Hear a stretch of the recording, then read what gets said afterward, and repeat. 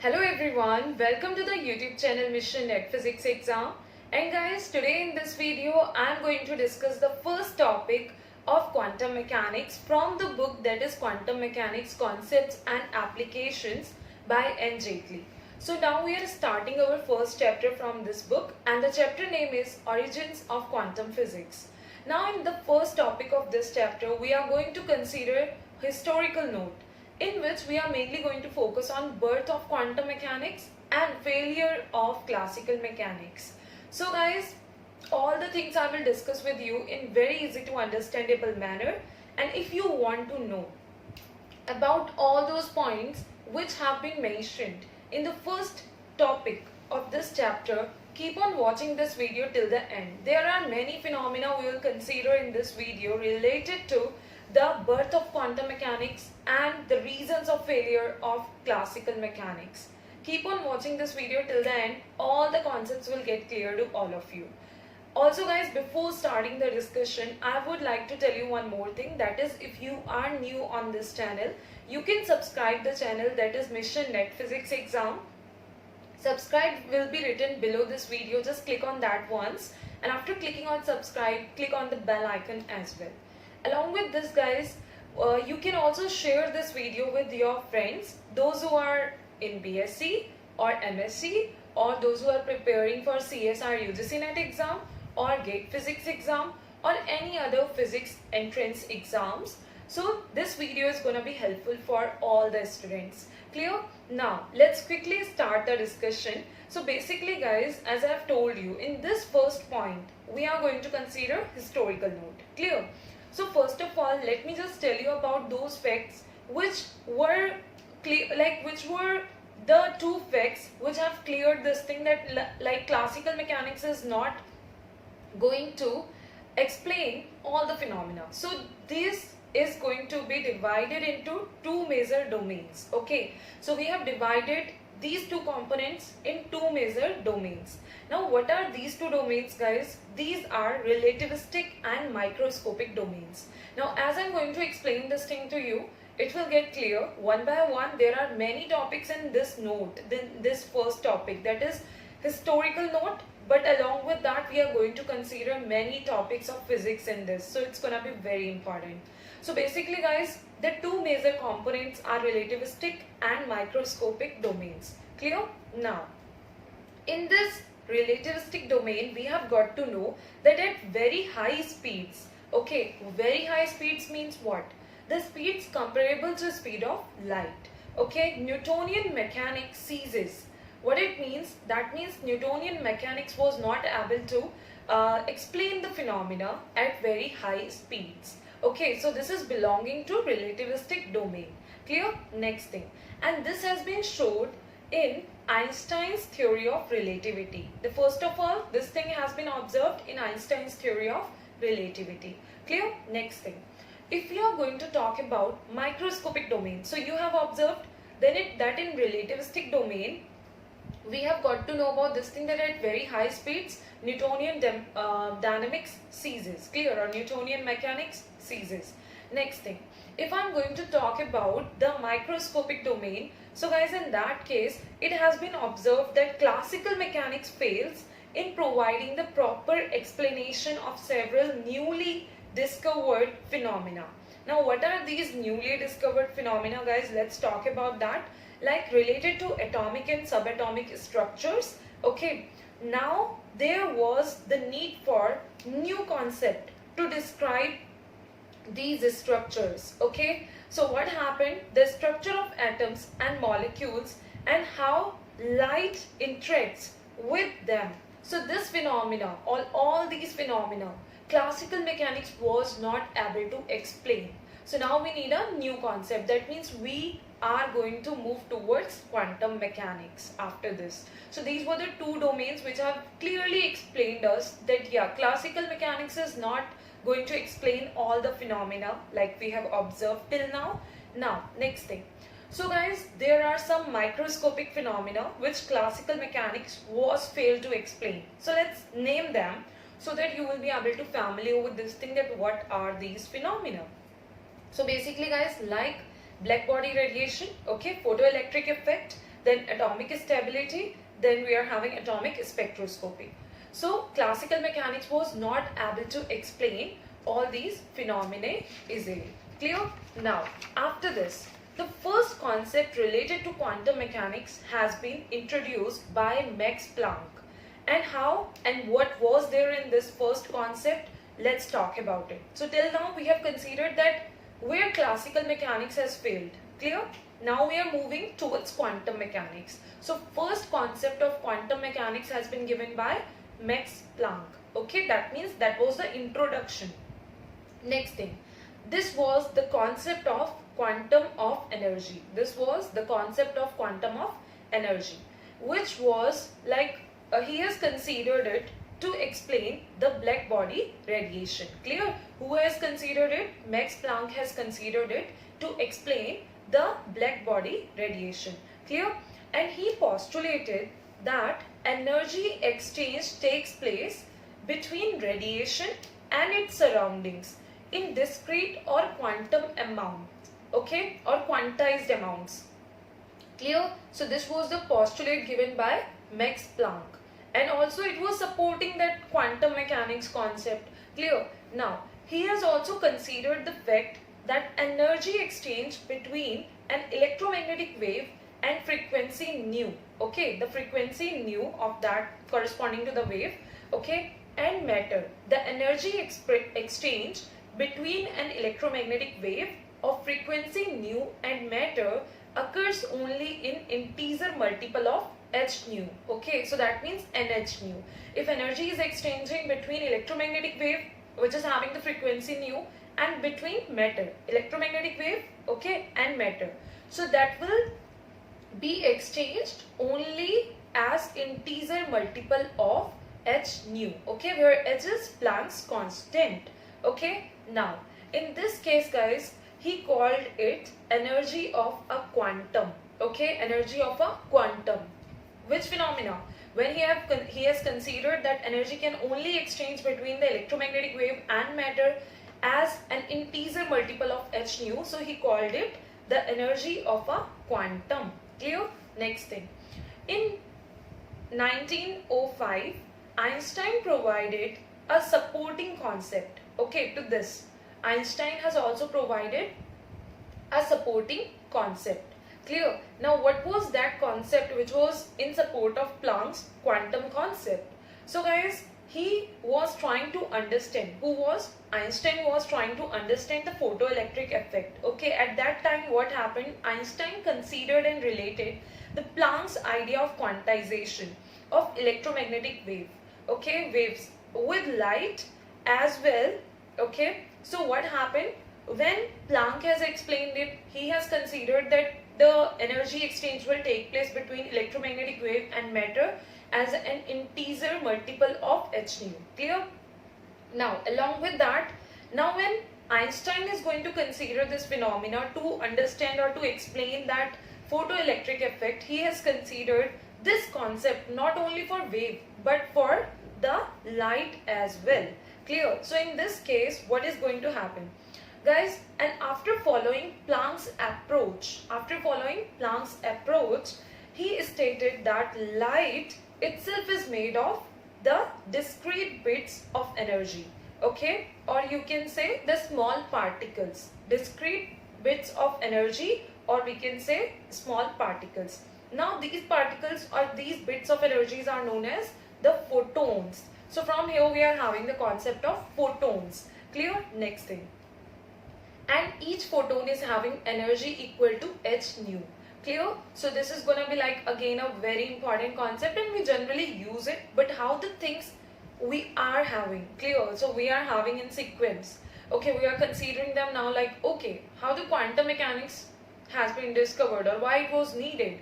Clear? Now next thing, here when we are saying that it is equal to h nu, the energy of each photon is equal to h nu, in that case nu is the frequency of light, okay, and with this photon concept Einstein was able to give more accurate explanation to the photoelectric problem or the photoelectric effect. Later on we are going to study that as well. So guys, you can see how the things have been considered. Now next thing, Bohr introduced his model of hydrogen atom. So after this, what has happened? Firstly, Max Planck has started with his like concept clear. Then the Einstein has like given us all those points like okay, the energy or in the light itself is going to be as a bits of particle, okay, or like as tiny particles or small particles, and their energy is going to be h nu, clear. So that is known as photon, clear. Like a photon is having the energy h nu. Now we are talking about Bohr. So Bohr introduced his model of hydrogen atom, okay, and he mentioned that atoms can be found only in discrete states of energy, and emission or absorption of radiation by atoms takes place only in discrete amounts of h nu. And when this has been stated or considered in 1913, okay. Now after this, guys, as it results from transitions, okay, of the atom between its various discrete energy states or energy levels, so he has considered that it is gonna be only in discrete amounts of h nu, okay. Now after this, if we are going to consider this information, okay, so this information has provided a satisfactory explanation to several outstanding problems such as atomic stability and atomic spectroscopy. So again, Bohr has just started with the model of hydrogen atom, okay, and has observed all these things or considered all the points we are considering right now. After this, what has happened, guys? Now in 1923, Compton made a discovery, okay, or he has considered or confirmed a corpuscular aspect of light. Now in this case, what is going to happen? We are going to consider that light is having a particle behavior, okay, that's going to be the light quanta, and the wave, both, clear. So now let's have a look at this. So by scattering X-rays with electrons, Compton confirmed that the X-ray photons behave like particles with momentum h nu upon c, with momentum h nu upon c. Again, this is a kind of formula we are studying, clear. So this should be clear to all of us, where nu is the frequency of X-rays. So here we have got to know about this formula. Next, theoretically and experimentally, if we are going to consider this phenomena, okay, so this has provided the confirmation for the particle, okay, aspect of waves. So here we have considered that particle aspect of wave. Next thing, in 1923, de Broglie introduced that not only does radiation exhibit particle-like behaviors, okay, but conversely, material particles themselves display wave-like behavior. So both particle-like as well as the wave-like behavior, clear. And this concept has been confirmed in 1927 by Davison and Germer experiment, clear. Next thing, a property of waves can be obtained with material particles such as electrons, okay. So with electrons we can even observe that property of wave, okay. Next thing, guys, historically there were two independent formulations of quantum mechanics. Now what were these two formulations? So first was matrix mechanics, another one was the wave mechanics, clear. So these two formulations were there. Independently we have considered them for quantum mechanics. Now what was this matrix mechanics? So guys, matrix mechanics was developed by Heisenberg, while the wave mechanics was developed by Schrödinger, clear. Now if we are going to consider the matrix mechanics, in that case to describe atomic structure starting from the observed spectral lines, okay. So guys, in that case, in the case of matrix mechanics, we have considered it to describe atomic structure starting from the observed spectral lines, clear. And next thing, Heisenberg expressed dynamical quantities like energy, position, momentum and angular momentum in terms of metrics and described the dynamics of a microscopic system with eigenvalue problem, clear. So this was like what has been observed corresponding to matrix mechanics and what we were doing in that, clear, we were considering in that. So Heisenberg expressed dynamical quantities like energy, position, momentum and angular momentum in terms of metrics, in the metrics mechanics. Okay, now, and describe the dynamics of a microscopic system with eigenvalue problems. Clear? Next thing, guys, if we are talking about the wave mechanics, in that case they have mentioned that it is a generalization of de Broglie postulate. Clear? So it is like a generalized case of de Broglie postulate. This method describes the dynamics of microscopic matter with wave equation called the Schrödinger equation. So here we are having this equation in the wave mechanics. Done? Now, these two postulates or these two formations were like equivalent. Clear? So in that case, what happened?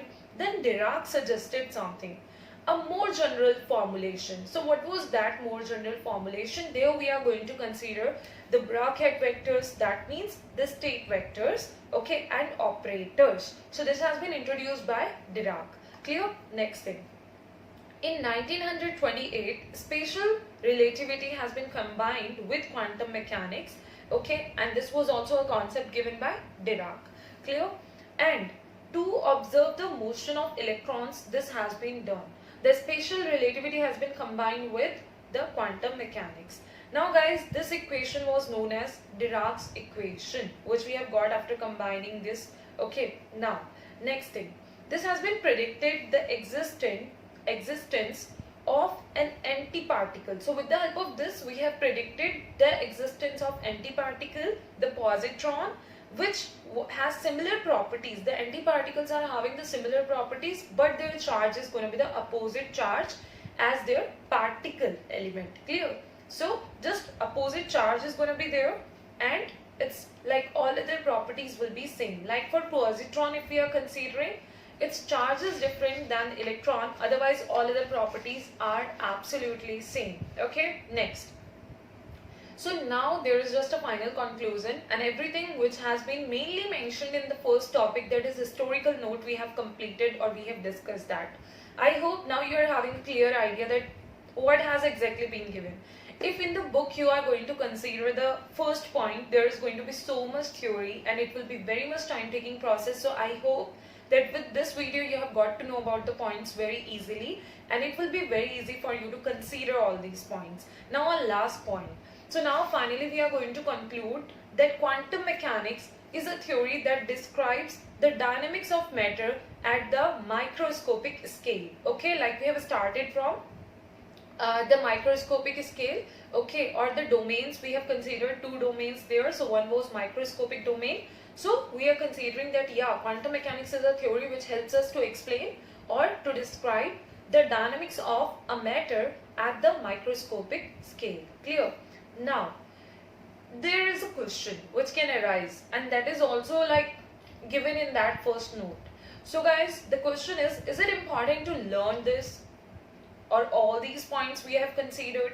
Clear? So the answer is like you can just consider on your own whether it is important or not. Okay, so basically guys, we should know these points. Why? Because it is the only valid framework for describing the microphysical world. Clear? So this is the only valid framework which provides us the only valid framework to describe the microphysical world. Quantum mechanics is the founding basis of all modern physics, as well as it is considered to be the foundation of chemistry and biology. Clear? Now, I hope each and every point is clear to you, and if you want, you can quickly go through that. Otherwise, every point I have tried to include in this video related to important points you are having in that particular topic, that is historical note. Okay, if you want, you can even make a note of that. Like all the points I have discussed from the starting in the upcoming videos, even we are going to consider the rest of the topics of this chapter, and all the upcoming chapters we will try to discuss soon. So guys, in the next video we are going to consider, which will be in this series of the chapter wise discussion and topic wise discussion corresponding to that particular chapter. So our next topic is going to be particle aspect of radiation. Okay, so particle aspect of radiation. So don't miss the videos, okay, or the discussion, because you will get to know about so many things. I know sometimes students find it difficult to read all the things from the book, but I hope in this way you will easily be able to cover up the things.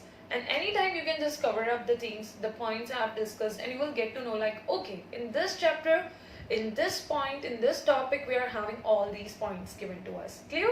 So thank you very much everyone for watching this video till the end.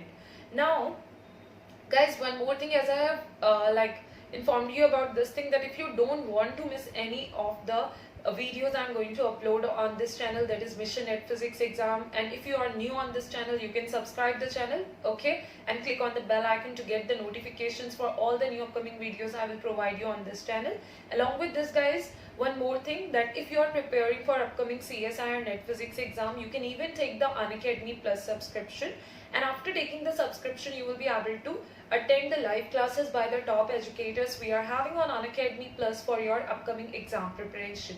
Along with this, guys, there is one more thing, like once you are going to take the subscription, you will get so many benefits like weekly quizzes, doubt clearing sessions, mock tests, PDF of important notes, okay. Along with this, guys, if you will use the referral code, that is Anjali Arora, and if you will apply it, you will get the 10% discount in the total Unacademy Plus subscription amount. And guys, these live sessions, live classes which are there in Unacademy Plus will surely help you to do the best preparation in the remaining time before the exam. And whenever you are going to write that referral code, write it as it is, okay, like Anjali Arora, and no space in between, write all the alphabets together. Clear? Thank you very much everyone for watching this video till the end. There are going to be so many new videos on this channel. Keep on watching the videos, don't miss even a single video. Clear? Thank you everyone for watching this video till the end. Thank you.